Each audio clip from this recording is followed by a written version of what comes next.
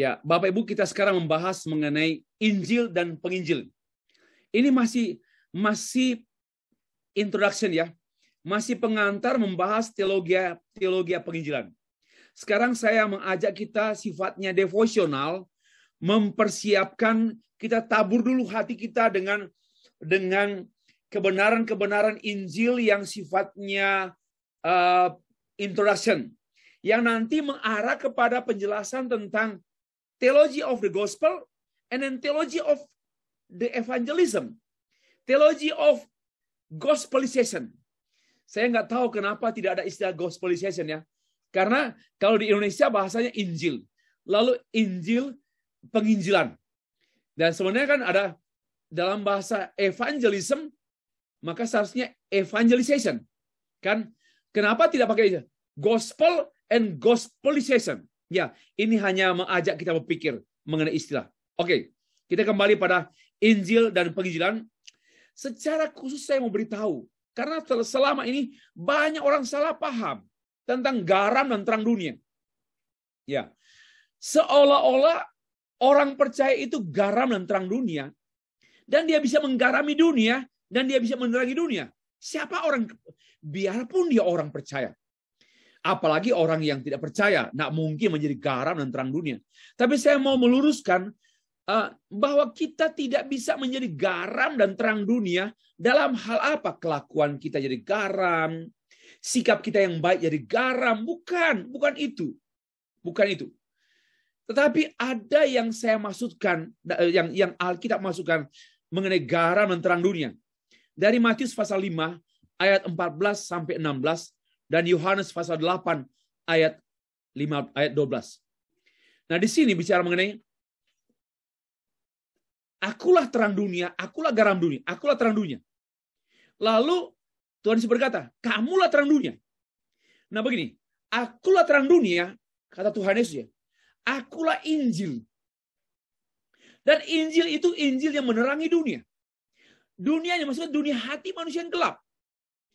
Lalu Tuhan Yesus berkata, kamulah terang dunia. Nah, kamulah terang dunia itu dalam arti penginjilan. Injil hanya orang percaya menjadi terang dunia dalam hal apa? Penginjilan. Tidak ada, nanti kita perhatikan, tidak ada urusannya begini. Mari kita berkelakuan yang baik. Mari kita memiliki sifat-sifat yang baik. Karena kita bisa menerangi dunia dengan sifat-sifat kita yang baik. Ini sesuatu yang keliru. Ya. Tetapi sebenarnya Injil itu menerangi sifat kita, menerangi karakter kita. Baru Injil yang menerangi dunia melalui sifat kita. Sifat kita, atribut kita, karakter kita tidak bisa menerangi orang. Tidak bisa. Karena sifat kita bukanlah Injil. Tetapi Injil yang telah mengubah sifat kita. Maka Injil itu yang mengubah orang, bukan sifat kita. Sifat kita, sifat yang baik, sopan, ramah, ini hanyalah instrumen, alat Tuhan, alat Injil mengubah orang. Ini saya mau luruskan, Bapak Ibu, berdasarkan Injil, bukan dari diri saya, dari pikiran saya, tapi berdasarkan firman Allah yang kita baca. Nah, Yohanes 8 ayat 12. Tuhan Yesus berkata, akulah terang dunia. Barang siapa mengikut aku, ia tidak akan berjalan dalam kegelapan, melainkan mempunyai terang hidup. Lalu, tadi akulah terang dunia, kata Tuhan Yesus. Sekarang, Matius pasal 5 ayat 13 sampai 16. Kamu adalah garam dunia. Jika garam itu menjadi tawar, dengan apakah ia diasinkan? Tidak ada lagi gunanya selain dibuang dan diinjak orang. Kamu adalah terang dunia.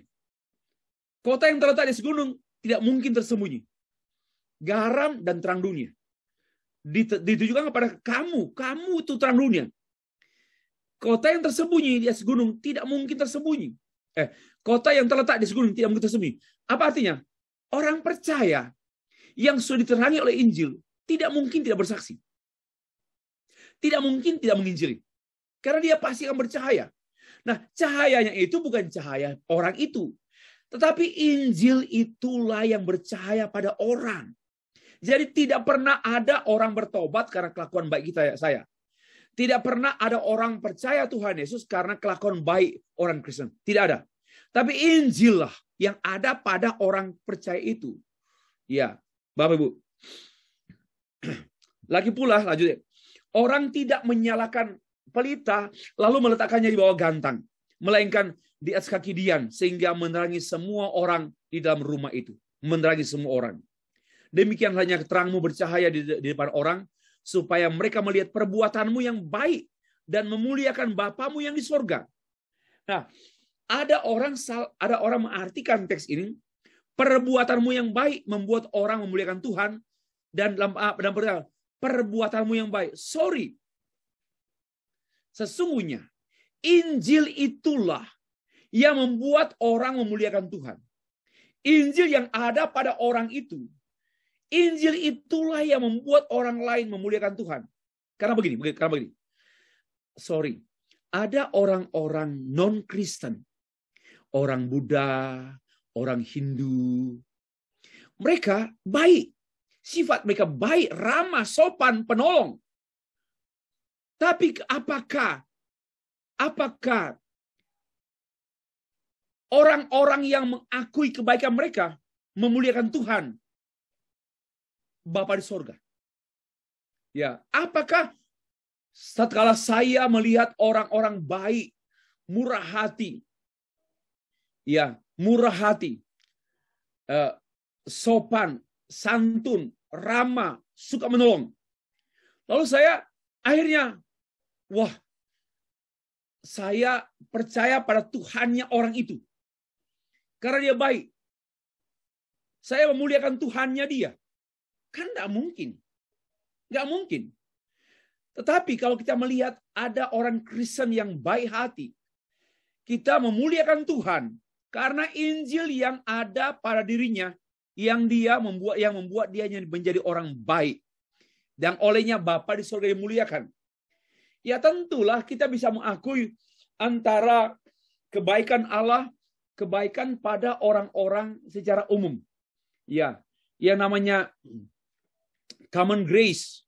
Ya, common grace, anugerah umum Allah ada pada orang-orang lain. Tapi anugerah umum ini tidak menjadi alasan orang percaya Tuhan Yesus. Yang menjadi alasan orang percaya Tuhan Yesus itu anugerah khusus, yaitu Injil Yesus Kristus. Ini yang perlu kita tegaskan.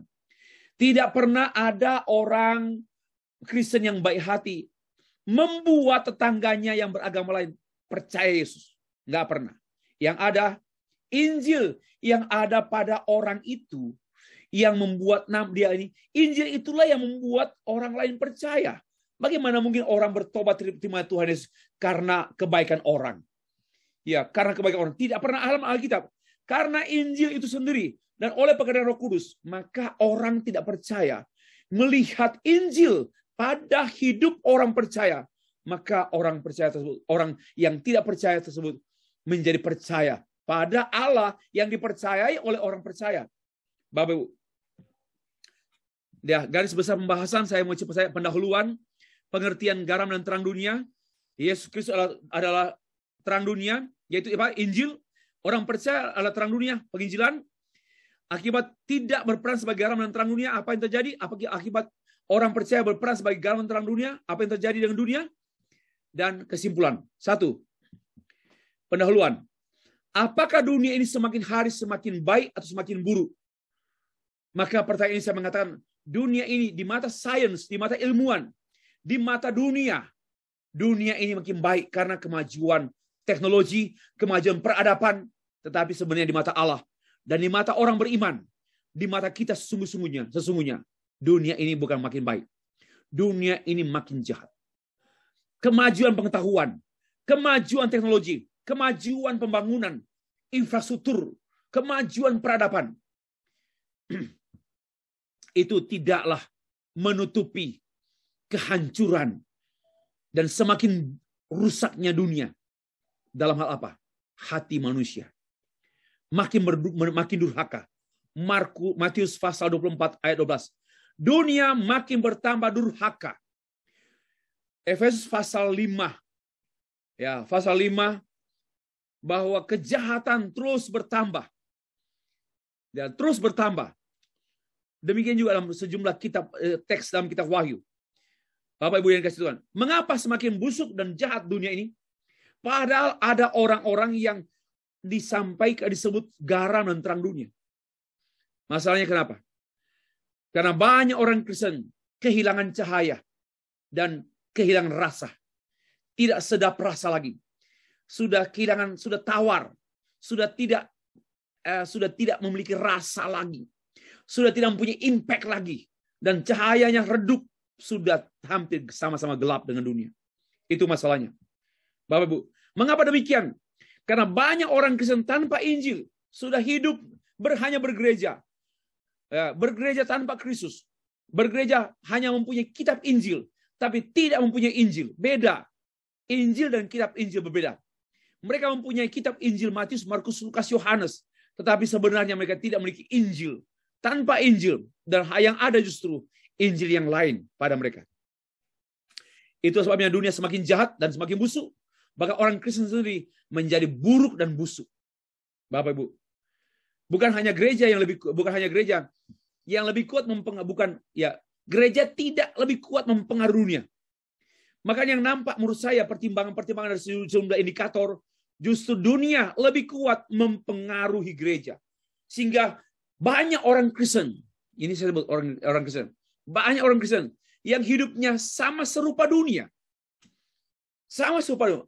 Korupsi, penipu, ya hidupnya persinahan. Itu orang duniawi. Dan banyak orang Kristen melakukan hal yang sama. Kenapa? Karena hanya orang Kristen, bukan orang percaya. Orang percaya pasti dilindungi, dipelihara, dan dipertahankan oleh Tuhan. Bapak Ibu, tidak heran gereja-gereja sekarang sudah serupa dunia, tidak serupa Kristus. Dan itu yang menyedihkan. Karena itu banyak orang Kristen yang tidak juga menginjili. Kenapa? Nggak punya Injil. Mengapa gereja-gereja sekarang miskin penginjilan? Karena memang tidak punya Injil lagi. Yang ada hanya Matius, Markus, Lukas, Yohanes. Itu kitab saja yang ada pada mereka. Tapi Injil they don't have. Ini pun saya sudah tulis dalam buku saya Teologi Reformasi Gereja Abad 1. Di mana gereja menjadi serupa dengan dunia. Dan sampai sekarang saya menunggu kalau ada orang berkeberatan dengan tulisan saya ini. Sudah sejak tahun 2017, buku ini saya menunggu tanggapan. Apakah orang memprotes saya salah tulis? Until now, I'm waiting for. Jika ada keberatan, kalau saya salah, saya belum mendapatkan. Bapak Ibu, harus ada reformasi Injil. Agenda utama dan mendesak masa kini mengembalikan Injil ke dalam gereja. Ya, gereja sebenarnya adalah orang-orang percaya yang memiliki Injil. Tapi sekarang gereja hanya dikuasai oleh gereja organisasi. Bukan gereja yang organis, yaitu orang-orang Kristen yang sejati, yang benar dalam Tuhan, dalam Injil. Tapi hanya gereja-gereja organisatoris. Itu problemnya. Maka kita harus memulihkan gereja sebagai terang dan garam dunia. Ya, garam pada gereja hampir tidak ada rasa. Gereja no impact. Gereja no influence. Gereja no fruit. Tak berbuah lagi. Gereja tidak lagi menjadi terang. Bahkan gereja sendiri sudah gelap. Dan sama dengan dunia yang gelap. Sangat menyedihkan. Pengertian, mari kita melangkah. Untuk itu kita perlu kembali pada maksud Tuhan. Apa sesungguhnya yang Tuhan maksudkan? Kamu adalah terang dunia. Kamu adalah garam dunia. Apakah arti garam dan terang dunia? Kebaikan orang Kristen? Kesalehan? Ya, tidak. Garam dan terang dunia dalam Matius pasal 5 ayat 16 sampai ayat 13 sampai 16 adalah sama dengan bagian khotbah Tuhan di bukit. Matius 5 ayat 1 sampai 7. Di dalam teks itu diungkapkan, melihat banyak orang banyak itu, naiklah Tuhan Yesus ke bukit dan datanglah murid-murid Tuhan kepada dia, maka dia mulai mengajar mereka. Karena fokus perhatian Tuhan Yesus adalah murid-murid. Ya, mari kita perhatikan. Kamu adalah garam dan terang dunia. Ditujukan pada siapa? Bukan pada banyak orang, tapi pada murid-murid Tuhan. Hanya murid yang dapat menjadi garam dan terang dunia. Orang-orang Kristen tidak dapat menjadi garam dan terang dunia. Tapi murid-murid Tuhan yang adalah orang Kristen. Jadi orang Kristen belum tentu murid Tuhan. Tetapi murid Tuhan pasti orang Kristen. Ya, dan hanya mereka yang mampu. Karena mereka memiliki Injil. Memiliki kuasa Allah. The power of God. Itulah Injil. Setelah ucapan blessed, berbahagialah mereka yang miskin di hadapan Allah, yang berduka cita, yang lapar, yang haus, yang murah hati, yang suci hatinya, yang membawa damai. Lalu Tuhan Yesus berkata, kamu adalah garam dunia dan kamu adalah terang dunia. Bapak Ibu, itu artinya hanya orang yang diberkati Tuhan, yaitu murid Tuhan, yang dapat berperan sebagai garam dan terang dunia. Sebagai peran yang sangat sentral. Yang menentukan nasib dunia ini. Bukan orang Kristen. Tapi Injil yang diberitakan oleh orang Kristen. Yang menentukan nasib dunia ini, Bapak Ibu. Dari kehancuran dan kebinasaan. Adalah Injil Yesus Kristus. Yang ada pada orang percaya. Orang percaya tidak menentukan dunia ini, nasib dunia ini. Tapi Injil yang ada pada dia, yang dia beritakan, itulah yang menentukan nasib dunia ini. Bapak Ibu sekalian. Yang berperan sebagai garam dan terang dunia adalah mereka yang apa? Yang merasa miskin di hadapan Allah. Ayat 3. Matius 5. Yang merasa berduka cita karena Tuhan. Bukan berduka cita karena kebenaran. Karena Tuhan. Ayat 4. Yang lemah lembut. Apa artinya? Yang mau diatur. Yang tidak keras kepala. Yang mau diatur oleh Injil, oleh firman, yang penurut, yang suka mentaati.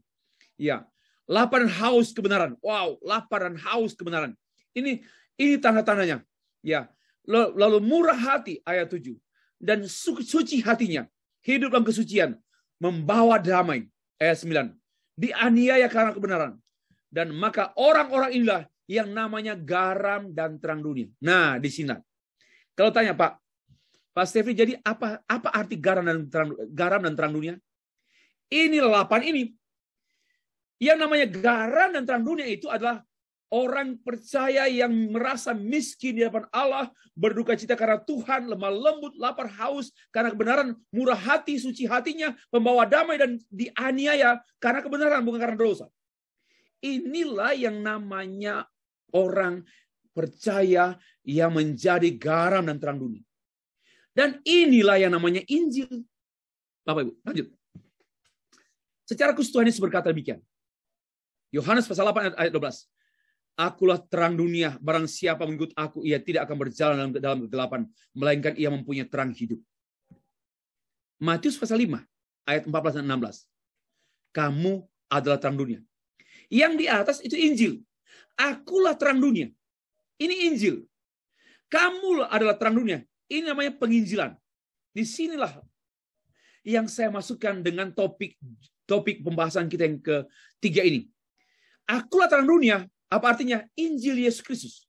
Kamulah terang dunia. Apa artinya? Penginjilan. Hendaknya terangmu bercahaya supaya mereka melihat perbuatanmu yang baik. Yang apa?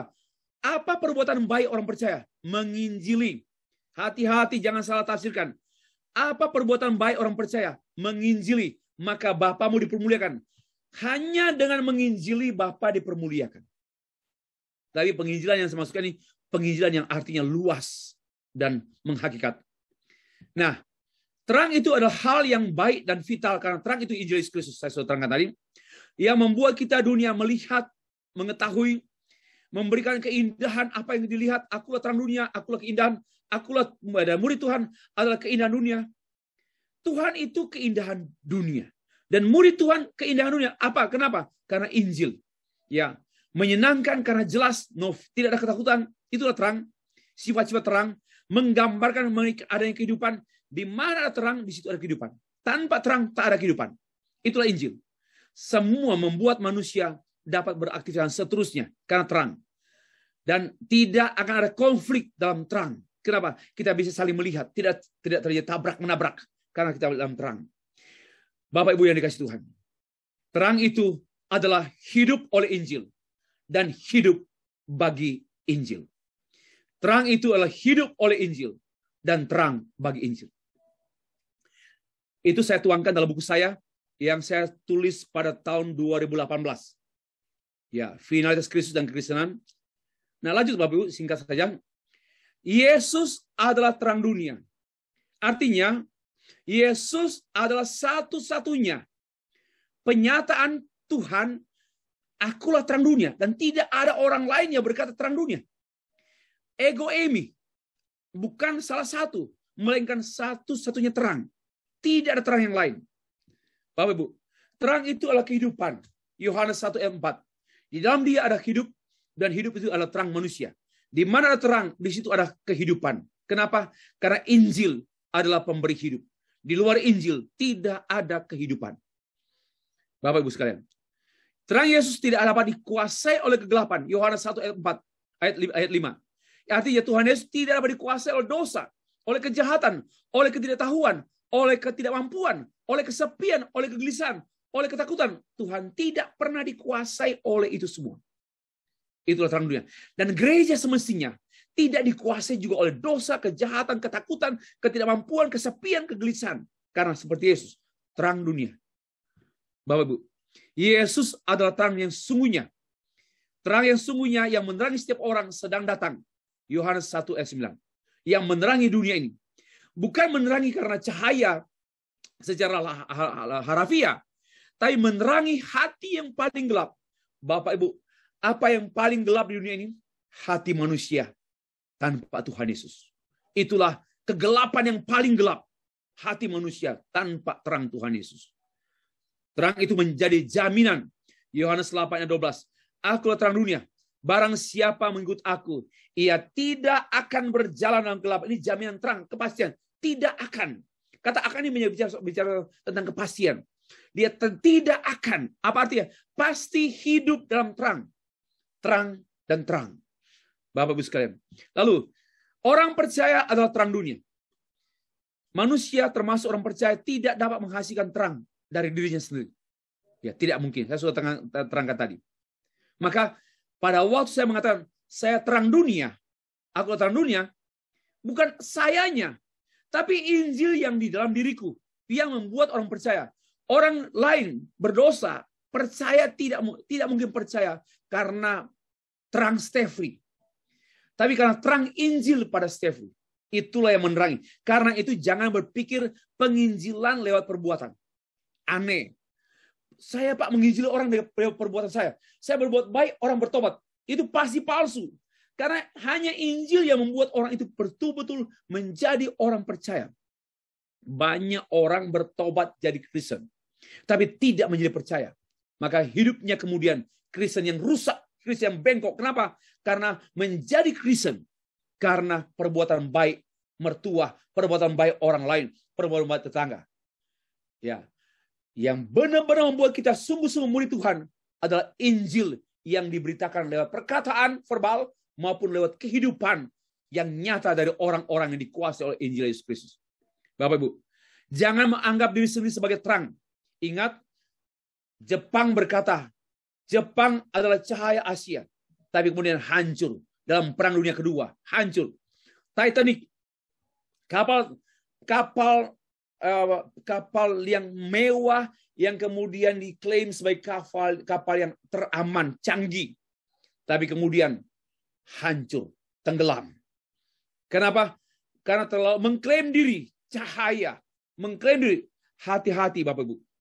Saya sebagai ayah, saya bukan Allah bagi anak-anak saya.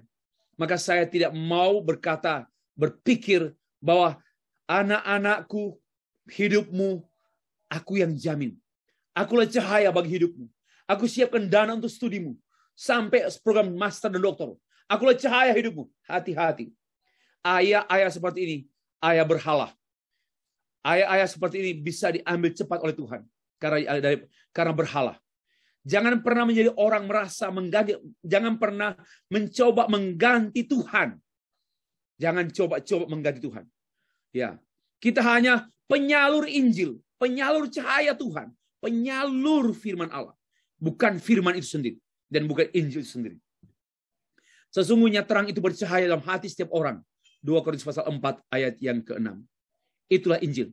Terang yang bercahaya di hati orang. Apa itu? Injil. Nah, itulah yang membuat orang percaya, bukan orangnya. Terang itulah perbuatan yang baik orang percaya. Karena Injil, kebaikan tertinggi Allah. Dan kebaikan tertinggi Allah pada manusia, yaitu Injil Yesus Kristus. Maka kebaikan tertinggi Pak Soliman kepada anak-anak, yaitu Injil Yesus Kristus. Kebaikan tertinggi Ibu Yohana kepada Esther, itulah Injil Yesus Kristus. Kebaikan tertinggi kita orang percaya kepada anak-anak, kepada orang tua, yaitu Injil. Maka jangan pernah tidak menyampaikan Injil kepada orang-orang terdekat kita, maupun kepada siapa saja yang olehnya Injil diberitakan. Karena itu kebaikan tertinggi. Jadi kalau saya sudah berbuat baik kepada anak saya sayang dia, saya memberikan dia yang dia perlukan, saya katakan itu kebaikan biasa. Banyak orang ayah ateis yang lebih hebat dari kau. Tapi kebaikan yang tertinggi dari seorang ayah, kebaikan yang sesungguhnya, tatkala ayah itu mendoakan, menginjili anak-anaknya, dan mengajarkan, memuridkan anak-anaknya sampai selama-lamanya. Itulah kebaikan tertinggi. Bapak Ibu, orang percaya adalah terang. Seperti bintang-bintang yang bercahaya di dunia. Bukan di langit, di bumi. Di dunia.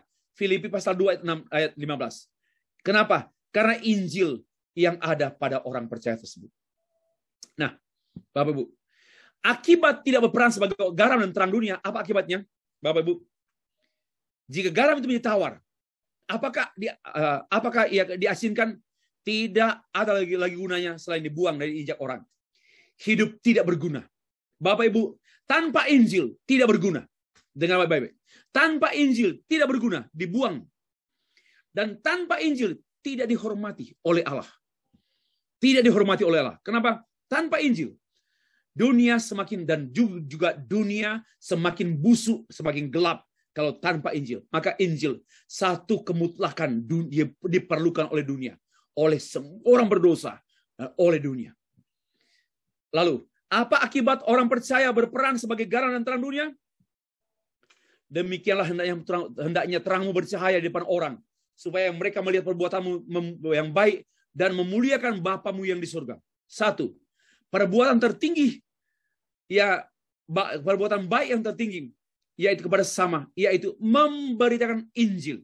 Itulah perbuatan baik yang tertinggi, saya sudah bahas tadi.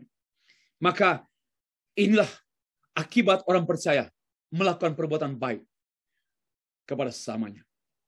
Allah dipermuliakan. Oleh apa? Oleh perbuatan baik. Apa yang maksudnya? Oleh penginjilan. Oleh pemberitaan Injil. Bapak Ibu sekalian, sebagai kesimpulan, hanya murid yang berinjil, yang memiliki Injil, yang dapat berperan sebagai terang yang bercahaya dalam dunia yang gelap dan busuk dan buruk ini, yaitu menerangi hati orang berdosa yang paling gelap di dunia ini. Bapak Ibu, gelap ini sepi. Banyak orang yang tanpa Kristus, tanpa Injil, hatinya gelap dan hatinya hampa, hatinya sunyi. Dan orang berusaha untuk mengisi kesunyian hatinya dengan keramaian, pesta pora, dengan segala bentuk upaya mengisi kegelapan hati dengan kebahagiaan duniawi, dan makin berdosa, makin tenggelam, makin berdosa. Sangat menyedihkan. Tidak ada peran sebagai garam terang dunia yang maka tidak berguna dan tidak terhormat hidup kita. Garam terang dunia, hidup yang berarti bagi sesama dan memuliakan Tuhan kita Yesus Kristus. Itu apa? Hidup berarti itu hidup oleh Injil dan hidup demi Injil Yesus Kristus. Terpujilah Tuhan kita. Amin.